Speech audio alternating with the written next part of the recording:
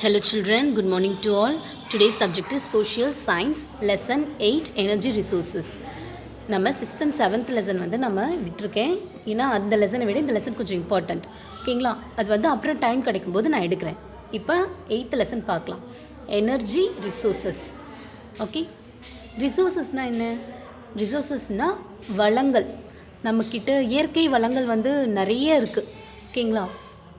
So அந்த இயற்கை வளங்களை வச்சு என்னென்ன எனர்ஜிலாம் ப்ரொடியூஸ் பண்ணுறாங்க அப்படின்றத இந்த லெசனில் நம்ம பார்க்க போகிறோம். ஓகே, அவர் country India is gifted with water, air, forest and minerals. நம்மளோட இந்தியாவில் பார்த்தீங்கன்னா வாட்டர், ஏர், ஃபாரஸ்ட், மினரல்ஸ்லாம் நிறைய இருக்குது. ஓகேவா? இது வந்து ரொம்ப இந்த நேச்சுரல் ரிசோர்ஸஸ்லாம் இதெல்லாம் தான் நேச்சுரல் ரிசோர்ஸஸ்னு சொல்லுவாங்க. These resources help us to generate energy or power which helps in the development of the country. இந்த ரிசோர்ஸஸ்லாம் வச்சு, இந்த நேச்சுரல் ரிசோர்ஸஸை வச்சு கண்ட்ரியோட டெவலப்மெண்ட்டுக்காக நிறைய எனர்ஜி பவர்லாம் வந்து ப்ரொடியூஸ் பண்ணிகிட்ருக்காங்க. ஓகேவா?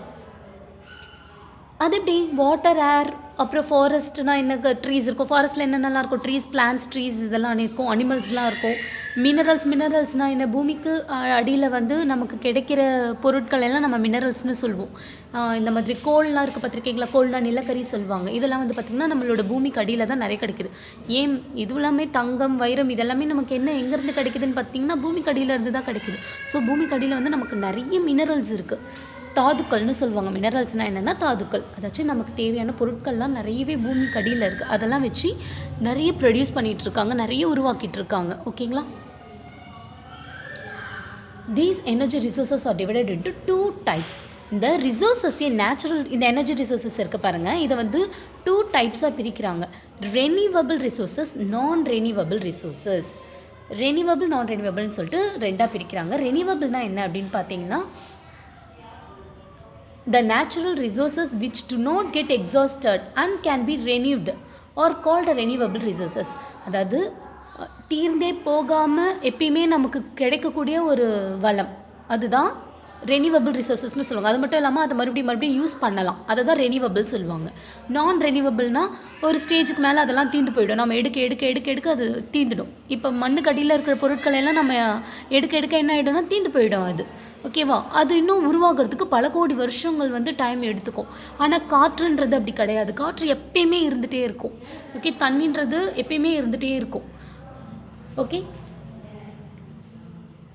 the natural solar energy, air, wind, soil, water, plants and animals are the examples of renewable resources. Renewable resources are also called inexhaustible resources. இது வந்து என்னென்னலாம் ரெனியூவபிள் ரிசோர்ஸஸ்னு சொல்லியிருக்காங்க பாருங்கள். Solar energy. சோலார் எனர்ஜினா என்ன? சூரிய ஆற்றல்.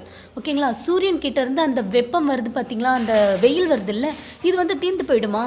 இன்றைக்கி இது வரைக்கும் இருக்கும், இன்னும் ஒரு 10 வருஷம் இருக்கும், அதுக்கப்புறம் அது இல்லாமல் போயிடும் அப்படின்னு நம்மளால் சொல்ல முடியுமா? இன்னொரு 100 வருஷம் இருக்கும், அதுக்கப்புறம் அது இல்லாமல் போயிடும் அப்படின்னு நம்ம சொல்லவே முடியாது. சூரியன்றது என்றைக்குமே இருந்துகிட்டே தான் இருக்கக்கூடிய ஒன்று. ஓகே, அதெல்லாம் அழியணுன்னா அதெல்லாம் எத்தனையோ ஆண்டுகள், கோடி, அந்த அளவுக்கு கோடி ஆண்டுகளுக்கு மேலே ஆகும் அந்த சூரியன்லாம் அதனோட தன்மையை இழக்கணும்னா. ஸோ அதெல்லாம் இப்போல்லாம் நடக்கிறதுக்கு சாத்தியமே இல்லாத ஒன்று. ஓகே, அதனால இதெல்லாம் வந்து நமக்கு எப்போயுமே இந்த சோர்ஸ்லாம் இருந்துகிட்டே இருக்கும். ஸோ இதெல்லாம் நம்ம ரெனியூவபிள் ரிசோர்ஸஸ்னு சொல்கிறோம். அதாவது தீர்ந்தே போகாமல் இருக்கிறது, காலியாகாது. Okay, solar energy is used in water heaters, solar cookers, street lights. இந்த மாதிரி சோலார் பேனல்ஸ் வச்சு சோலார் எனர்ஜி க்ரியேட் பண்ணுவாங்க. பார்த்துருக்கீங்களா நீங்கள்? இது வந்து சன்னோட இது இருக்குது பார்த்தீங்களா, அந்த வெயில் இருக்குது பார்த்தீங்களா, அது வந்து இது மேலே ஃபுல்லாக படும். அந்த சோலார் எனர்ஜி வந்து இது மேலே பட்டுச்சுன்னா, சோலார் லைட் வந்து இது மேலே பட்டுச்சுன்னு வச்சுக்கோங்க, அது வந்து எனர்ஜியாக ப்ரொடியூஸ் ஆகிட்டு நம்ம அதை வச்சு என்னென்ன ரெடி பண்ணியிருக்காங்க, கண்டுபிடிச்சிருக்காங்க பாருங்கள். வாட்டர் ஹீட்டர், சோலார் குக்கர், அப்புறம் ஸ்ட்ரீட் லைட்ஸ்லாம் கூட இந்த மாதிரி சோலார் பேனல் வச்சு எனர்ஜி ப்ரொடியூஸ் பண்ணியிருக்காங்க. Solar panels which receive more sunlight are used in Gujarat and Rajasthan.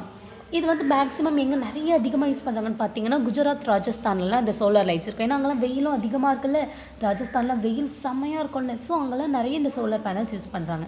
Next wind mills produce wind energy. விண்மில்னா என்னென்னா அந்த காற்றாலை. பார்த்துருக்கீங்களா நீங்கள்? நம்மளோட சவுத் சைட் தூத்துக்குடி, கன்னியாகுமரியில் நம்ம போகணுன்னு வச்சுக்கோங்க, இதை வந்து நம்ம அந்த பிளேஸில் வந்து இதெல்லாம் அதிகமாக பார்க்கலாம். நம்மளோட தமிழ்நாட்டை பொறுத்த வரைக்கும் இது ஒன்று விண்மில், ஒவ்வொரு விண்மில்னு சொல்லுவாங்க. இது ஃபுல்லாக விண்மில் ஃபுல்லாக சேர்ந்ததாக விண்ட் ஃபார்ம்ஸ்னு சொல்லுவாங்க. ஓகே, இதில் இது என்ன கொடுக்குது நமக்கு அப்படின்னு பார்த்தீங்கன்னா, இது நிறைய காற்றடிக்கும் போது இது சுத்தம்.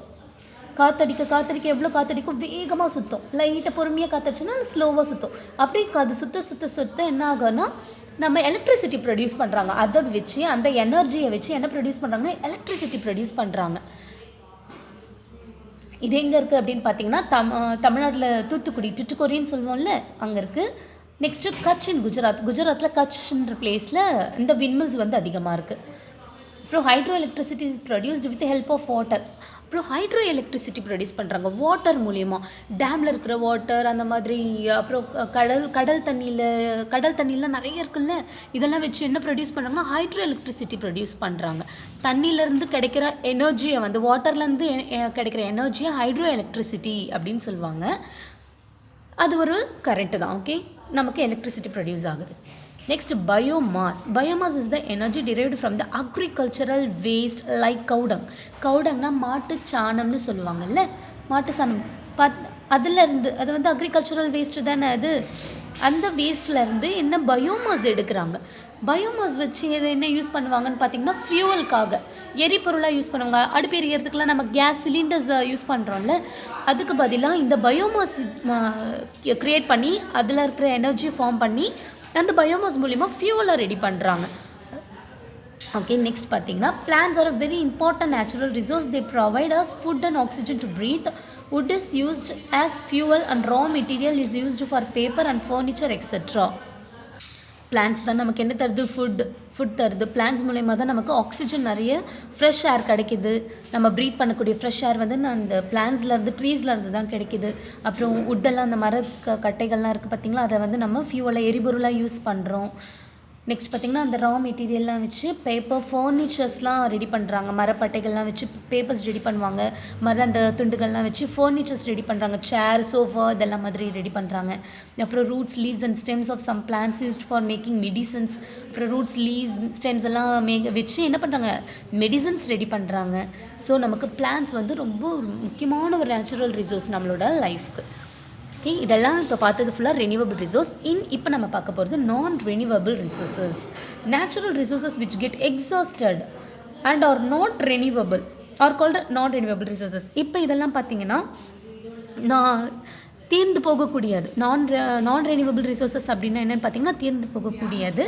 அது மட்டும் இல்லாமல் அதை வந்து மறுபடியும் எல்லாம் ரெனியூ பண்ண முடியாது. ஓகே, எக்ஸாம்பிள் என்னென்னா coal, petroleum and natural gas, minerals இதெல்லாம் பார்த்திங்கன்னா நான் ரெனியூவபிள் ரிசோர்ஸஸ்க்கு எக்ஸாம்பிள். இதெல்லாம் தீர்ந்து போகக்கூடியது, காலி ஆகிடும் ஒரு ஸ்டேஜுக்கு மேலே. இதெல்லாம் நம்ம எடுக்க வந்து அது கொஞ்சம் காலி ஆகிடும். அதுக்கப்புறம் அது உருவாகணும்னா பல கோடி நூறாண்டுகள் வந்து நம்ம டைம் எடுத்து தான் அதெல்லாம் உருவாகும். So coal is found under the earth and is the most important source of power. Coal எதுக்கு யூஸ் ஆகுது, கோல் நிலக்கரின்னு சொல்லுவாங்கள்ல, அது வந்து பூமிக்கு அடியில் இருக்கும். அதை வச்சு என்ன ப்ரொடியூஸ் பண்ணுறாங்கன்னா எலக்ட்ரிசிட்டி ப்ரொடியூஸ் பண்ணுறாங்க. நம்மளோட தமிழ்நாட்டில் பார்த்திங்கன்னா நெய்வேலி நிலக்கரி சுரங்கம் நீங்கள் கேள்விப்பட்டிருக்கீங்களா, நெய்வேலி லிக்னைட் சொல்லுவாங்க. ஸோ அது வந்து என்ன ஆகுதுன்னா அந்த கோல் வச்சு தான் எலக்ட்ரிசிட்டி ப்ரொடியூஸ் பண்ணுறாங்க. அதுதான் இப்போ நமக்கு மெயின் சோர்ஸ் ஆஃப் எலக்ட்ரிசிட்டி. வந்து தமிழ்நாட்டோட மெயின் சோர்ஸ் ஆஃப் எலக்ட்ரிசிட்டி என்னன்னு பார்த்தீங்கன்னா அதுதான். It is also used in engines and factories. அது மட்டும் இல்லாமல் இந்த கோலை இன்ஜின்ஸில், ஃபேக்ட்ரிஸ்லலாம் கூட யூஸ் பண்ணுறாங்க. இந்தியாவில் எங்கே இருக்குது அப்படின்னு பார்த்தீங்கன்னா, இந்தியாவில் வந்து லார்ஜஸ்ட் கோல் மைன் எங்கே இருக்குதுன்னு பார்த்தீங்கன்னா ஜாரியா அப்படின்ற பிளேஸில் தான் இருக்குது. Okay, next petroleum is another நான் ரெனியூவபிள் ரிசோர்ஸஸ். இது வந்து பிளாக் கோல்டுன்னு சொல்லுவாங்க, கருப்பு தங்கம்னு சொல்லுவாங்க. இது மூலயமா நம்ம petrol, diesel and other important ப்ராடக்ட்ஸ்லாம் அது பெட்ரோலியம்லேருந்து நம்ம எடுக்கலாம். ஓகே, அந்த சென்டர் எங்கே இருக்குது அப்படின்னு பார்த்தீங்கன்னா திக்பாய் அப்படின்ட்டு அஸ்ஸாமில் ஒரு பிளேஸில் அந்த பெட்ரோலியம் எடுத்து அதை ரிஃபைன் பண்ணி அதை பெட்ரோல், டீசல் அப்படின்னு சொல்லிட்டு எல்லாமே தனித்தனியாக கன்வெர்ட் பண்ணுவாங்க. பூமிக்கு அடியில் தான் இந்த பெட்ரோலியம் கிடைக்கிது நமக்கு. அதை எடுத்து என்ன பண்ணுறாங்க, petrol, diesel and other materials வந்து க்ரியேட் பண்ணுறாங்க. நெக்ஸ்ட்டு பார்த்திங்கன்னா நியூக்ளியர் எனர்ஜி. மினரல்ஸ்லேருந்து நியூக்ளியர் எனர்ஜி வந்து ப்ரொடியூஸ் பண்ணுறாங்க. மினரல்ஸில் பார்த்திங்கன்னா இந்த கெமிக்கல் ரியாக்ஷன்ஸ், மினரல்ஸோட கெமிக்கல் ரியாக்ஷன்ஸ் மூலமா நமக்கு என்ன கிடைக்குதுன்னா நியூக்ளியர் எனர்ஜி கிடைக்குது. ஓகே, இது வந்து எதுக்காகன்னு பார்த்திங்கன்னா ஜென்ரேட்டிங் பவர் அண்ட் எக்ஸ்ப்ளோசிவ்ஸ். இதுவும் என்ன பவருக்காக யூஸ் ஆகுது. அது மட்டும் இல்லாமல் இந்த வெடி மருந்துக்கெலாம் யூஸ் ஆகுது. And important nuclear plant in India is in Tarapur in Maharashtra. எங்கே நியூக்ளியர் பிளான்ட் இந்தியாவில் இருக்குதுன்னு பார்த்தீங்கன்னா மகாராஷ்டிராவில் தாராப்பூர்ன்ற பிளேஸில் இருக்குது. Okay, next, conservation of resources. It is very important to use the natural resources very carefully so that they last long. So natural ரிசோர்ஸஸை நம்ம ரொம்ப கேர்ஃபுல்லாக வந்து யூஸ் பண்ணணும். நான் ரினியூவபிள் ரிசோர்ஸஸ் பார்த்திங்கன்னா சீக்கிரமாக இதுவாகிடும், அதனோட இதுவும் கம்மியாகிடும். ஸோ நம்ம இருக்கிற ரினியூவபிள் ரிசோர்ஸை வந்து நம்ம ரொம்ப வைஸாக, அதாவது ரொம்ப புத்திசாலித்தனமாக அதை நம்ம கையாளணும். Okay, that's all children.